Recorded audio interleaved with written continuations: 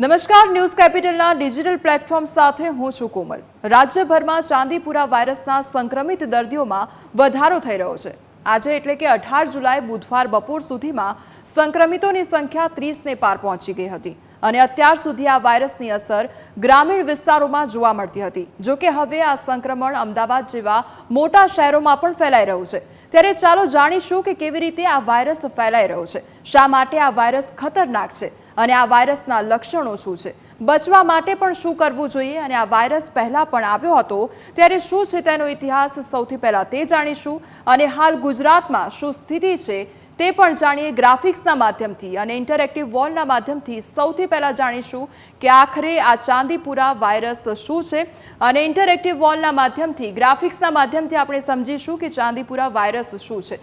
ત્યારે વાયરસની ઓળખ 1966માં નાગપુરના ચાંદીપુર ગામમાંથી થઈ હતી અને ચાંદીપુર વાયરસ ક્યાંથી આવ્યો સૌથી પહેલા તેની વિશે વાત કરી રહ્યા છે। 2004 અને 6 તેમજ 2019માં આંધ્રપ્રદેશ અને ગુજરાતમાં આ વાયરસ નોંધાયો હતો।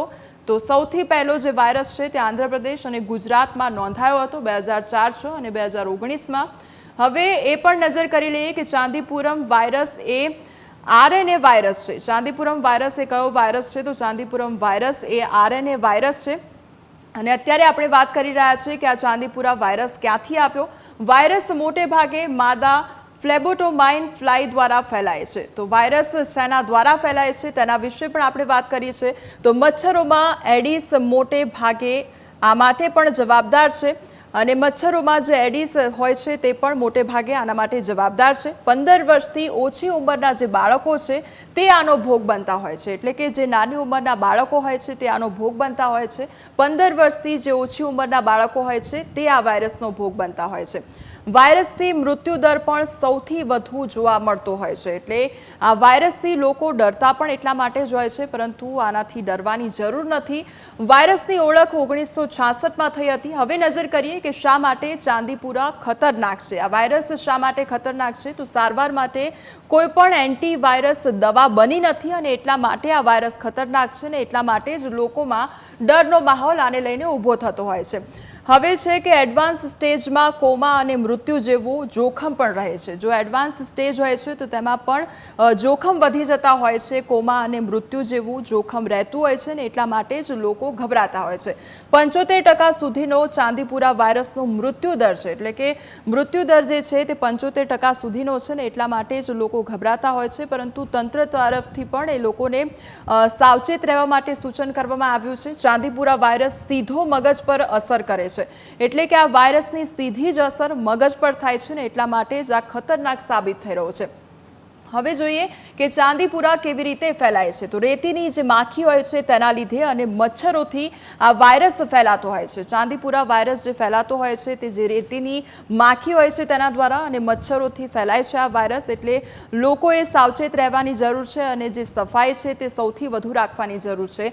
વાયરસ તેની લાળ દ્વારા લોહીમાં પહોંચે છે અને આ વાયરસ તેવી રીતે ફેલાતો હોય છે। વાયરસ જે છે તેની લાળ દ્વારા લોહીમાં પહોંચતો હોય છે અને ત્યારબાદ જે અસર થતી હોય છે તે અસર થાય છે અને તેના કારણે જ જે લોકોને હાલાકીનો સામનો કરવો પડતો હોય છે। વાયરસ તેની લાળ અને લાળમાંથી જેને લોહીમાં જે હોય છે પ્રસરતી હોય છે રેતીની માખી અને મચ્છરોથી આ વાયરસ ફેલાતો હોય છે। તો જે આપણે નજર કરીએ કે કેવી રીતે આ ચાંદીપુરા વાયરસ ફેલાય છે તેના પર। હવે નજર કરીએ કે ચાંદીપુરા કોને સંક્રમિત કરે છે। ચાંદીપુરા વાયરસ એ બાળકોને શિકાર બનાવે છે, એટલે કે જે નાના બાળકો હોય છે તેમને આ ચાંદીપુરા વાયરસ શિકાર બનાવે છે અને તેમાં સૌથી વધુ કેસ તેને લઈને જોવા મળતા હોય છે। ત્યારે વાત કરીએ તો 9 મહિનાથી જે 14 વર્ષના બાળકો હોય છે તેને આ પ્રભાવિત કરતા હોય છે। ચાંદીપુરાના જે કેસો છે તે સૌથી વધુ જે 9 વર્ષના બાળકો હોય છે અથવા તો 9 મહિનાના જે બાળકો હોય છે ત્યારથી લઈને જે 4 વર્ષના બાળકો હોય છે તેમાં જોવા મળતું હોય છે। માખી કે મચ્છરના કરડવાથી આ સંક્રમણ ફેલાય છે, એટલે સૌથી પહેલાં જે મેં વાત કરી કે જે રેતીની માખી હોય છે અને મચ્છરો હોય છે તેના કારણે આ રોગ ફેલાતો હોય છે। આ ઉપરાંત સલાઈવાથી બ્લડમાં વાયરસ પ્રવેશ કરે છે અને સંક્રમિત થતા હોય છે, એટલે કે જે સલાઈવાથી બ્લડમાં આ વાયરસ પ્રવેશતો હોય છે અને તેના કારણે જે વાયરસ હોય છે તે ફેલાતો હોય છે. હવે ચામડી ઉપર જે ઉપસેલા ચિહ્નો હોય છે તે તેના લક્ષણો છે. નજર કરીએ કે ચાંદીપુરાના લક્ષણો કયા કયા છે, તો ચામડી ઉપર ઉપસેલા જે ચિહ્નો હોય છે તે તેના લક્ષણો જોવા મળતા હોય છે. આ પ્રકારના લક્ષણો જો જોવા મળતા હોય તો આજુબાજુના જે આસપાસના નજીકના જે ડૉક્ટર હોય તેની આપણે સલાહ લેવી જોઈએ. અમુક કલાકો જો બાળકો કોમામાં જતા હોય છે તેવા પણ લક્ષણો જોવા મળતા હોય છે, એટલે કે અમુક કલાકો બાળકો જે હોય છે તે કોમામાં જતા રહેતા હોય છે. આ પ્રકારની પરિસ્થિતિ પણ જોવા મળતી હોય છે. એટલે આવા કોઈ પણ પ્રકારના જો લક્ષણો તમને જોવા મળતા હોય તો તરત જ તેનું નિરાકરણ લાવવું જોઈએ. અર્ધ બેભાન અવસ્થામાં પણ ક્યારેક બાળક જોવા મળતું હોય છે. આ તમામ એ લક્ષણો છે કે જે આ વાયરસ જેને થયો હોય તેમાં જોવા મળતા હોય છે. એટલે જે બાળક હોય છે તે અર્ધ બેભાન અવસ્થામાં પણ જોવા મળી શકે છે, એવી અવસ્થા પણ ઊભી થઈ શકે છે. એટલે આ તમામ એ પરિસ્થિતિ કે જેમાં ચાંદીપુરાના લક્ષણો જોવા મળતા હોય છે તેને ખેંચ આવવી તેમજ અનિદ્રા સર્જાવી તેવા પણ લક્ષણો જોવા મળતા હોય છે. જો કોઈપણ પ્રકારના જે બાળકો હોય છે તેને ખેંચ આવવાની પરિસ્થિતિ પણ ઊભી થતી હોય તો આપણે તરત જ ડૉક્ટરની સલાહ લેવી જોઈએ. હાઈ ગ્રેડ ફીવર તેમજ ઝાડા ઉલટીના કેસો પણ જોવા મળતા હોય છે. જે લક્ષણો હોય છે ઝાડા ઉલટીના લક્ષણો પણ જોવા મળતા હોય છે અને હાઈ ગ્રેડ ફીવર પણ બાળકોમાં જોવા મળતો હોય છે.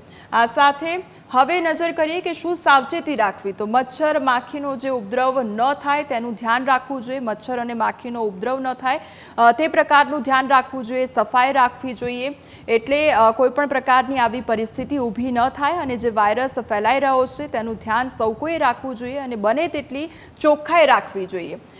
શું સાવચેતી રાખવી તેના પર આગળ વાત કરીએ તો પાણી ન ભરાય તેનું પણ ધ્યાન રાખવું જોઈએ. જેટલું પણ પાણી ભરાતું હોય છે, ખાબોચિયા ભરાતા હોય છે, ત્યાં જે મચ્છરોનો ઉપદ્રવ હોય છે તે વધતો હોય છે. એટલે આ પ્રકારની પણ આપણે ધ્યાન રાખવાની જરૂર છે કે આસપાસ ક્યાંય પણ પાણી ભરાયેલું ન હોય. આ ઉપરાંત ઉકરડા ગામથી પણ દૂર રાખવા જોઈએ અને જે કચરો હોય છે તે પણ આસપાસ ન રાખવો જોઈએ. જે ગામની આજુબાજુ ઉકરડા રાખવામાં આવતા હોય છે તે પણ દૂર રાખવા જોઈએ, કારણ કે ગ્રામીણ વિસ્તારમાં આ પ્રકારની પરિસ્થિતિ સૌથી વધુ જોવા મળતી હોય છે. ઘર અને આજુબાજુની જે જગ્યા હોય છે તે પણ સાફ રાખવી જોઈએ. એટલે આસપાસનો જે પણ વિસ્તાર છે તે આપણે સાફ રાખવો જોઈએ, જેનાથી આ પ્રકારની જે સમસ્યા છે તે ઊભી ન થાય અને બાળકોમાં રોગ ન ફેલાય. ચાંદીપુરાનો જે કહેર વર્તાઈ રહ્યો છે, ક્યાં કેટલા કેસ છે તેની વિશે પણ વાત કરી લઈએ. સાબરકાંઠામાં 4 કેસ નોંધાયા છે, અરવલ્લીમાં 4 કેસ નોંધાયા છે. આ ઉપરાંત મહીસાગરમાં 1 કેસ નોંધાયો છે, ખેડામાં 1 કેસ નોંધાયો છે, તો મહેસાણામાં 2, જ્યારે રાજકોટમાં 5 કેસ નોંધાયા છે. એટલે આ અત્યાર સુધી આજના દિવસની પરિસ્થિતિ જોવા મળી છે. આજના દિવસ સુધી અત્યાર સુધી આટલા કેસ નોંધાયા છે ચાંદીપુરાને લઈને. સુરેન્દ્રનગરની જો વાત કરીએ, સુરેન્દ્રનગરમાં 1 કેસ નોંધાયો છે, અમદાવાદમાં 2 કેસ નોંધાઈ ચૂક્યા છે, ગાંધીનગરમાં 1 કેસ નોંધાયો છે. આ તરફ પંચમહાલમાં 4 કેસ, જ્યારે જામનગરમાં 2 કેસ નોંધાયા છે, તો મોરબીમાં 3 કેસ ચાંદીપુરના જોવા મળ્યા છે અને તે વાયરસને લઈને જે સંક્રમિત લોકો છે તેનો આ આંકડો છે. સાબરકાંઠામાં 2ના મોત નિપજ્યા છે. હવે ચાંદીપુરા વાયરસથી કેટલાના મોત નિપજ્યા છે તેના પર નજર કરીએ તો સાબરકાંઠામાં 2 મોત નિપજ્યા છે, અરવલ્લીમાં 3 મોત, જ્યારે મહીસાગરમાં 1 મોત અને મહેસાણામાં 1 મોત નિપજ્યું છે. એટલે આ તમામે આંકડા કે જેમાં ચાંદીપુરા વાયરસને કારણે બાળકોના મોત નિપજ્યા છે. એટલે તમામને સલાહ આપવામાં આવી રહી છે કે અત્યારે ચોમાસું છે એટલે સાવચેતી રાખવાની જરૂર છે. આ તરફ રાજકોટમાં 5 મોત, સુરેન્દ્રનગરમાં 1 મોત, અમદાવાદમાં 1 મોત અને મોરબીમાં 2 મોત નોંધાઈ ચૂક્યા છે. એટલે આજના દિવસની આ પરિસ્થિતિ સામે આવી છે અને આ આંકડો સામે આવ્યો છે કે ચાંદીપુરા વાયરસને કારણે આટલા લોકોના મોત નિપજ્યા છે.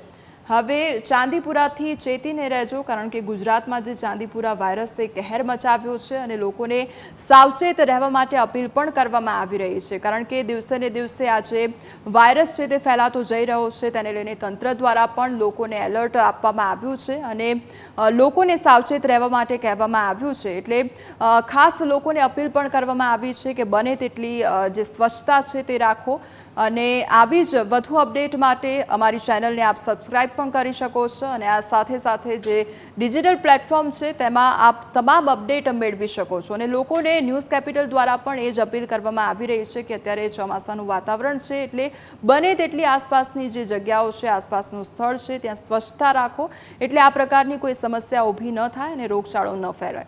નમસ્કાર.